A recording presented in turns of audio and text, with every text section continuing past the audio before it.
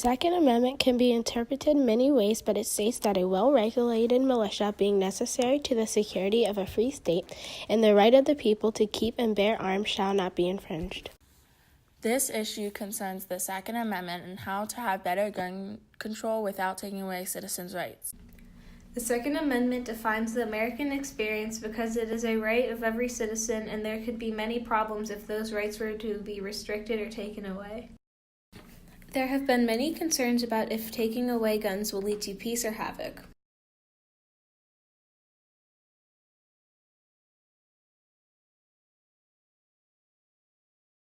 I think schools can never be fully safe. I don't think schools can be 100% safe. The only way to do that would be to create a great wall around a school and truly limit access to the school. So do I think that schools need to be, other things need to be done? Yes.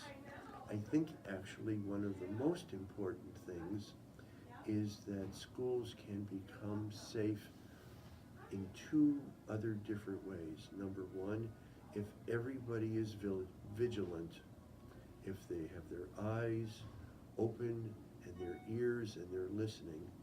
The other is if they believe that someone in their school community is sad, depressed, or very angry. Sometimes happens that a student will have a grudge against another student, but often it's somebody who is suffering from some kind of a mental illness or disorder that makes them decide that they want to hurt students in a school, whether they know those students or not.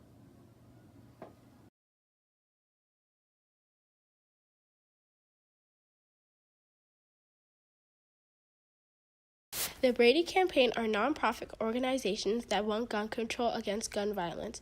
The groups are called the Brady Campaign after James Brady, who was disabled permanently when someone tried to kill Ronald Reagan in the 1980s. The Brady Campaign headquarters are in Washington, D.C.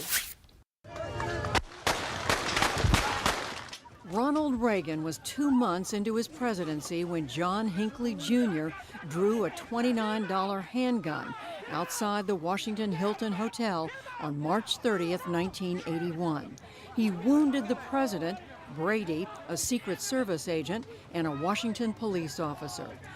Reagan and his guards fully recovered, but the .22 caliber bullet exploded into Brady's forehead and left him partially paralyzed. This is a picture of 19-year-old Emma Gonzalez. She is anti-gun because she is a survivor of the school shooting at Stoneman Douglas.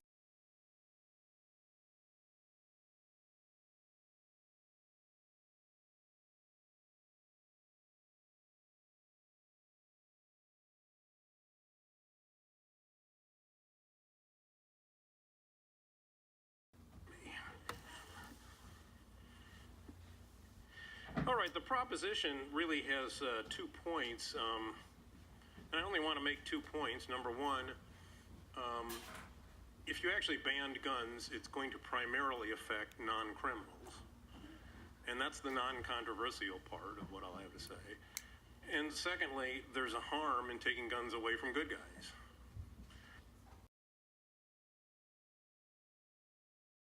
Mass shooting information comes from the Gun Violence Archive, which defines mass shootings as events in which 4 or more people, including the shooter, were shot but not necessarily killed at the same general time and location. The Second Amendment of the Constitution protects individual gun ownership. Gun control laws don't prevent crime. Gun ownership does. They also violate upon the right to self-defense and deny people a sense of safety, especially those that try to ban assault weapons. Gun control laws violate upon the right to own guns for hunting and sports. The National Rifle Association, or NRA, is a nonprofit organization that advocates for gun rights. It was founded in 1871. The group has informed its members about firearm-related legislation since 1934. Being an American gives you certain rights, and guns are one of those rights you have, and that is the law for now.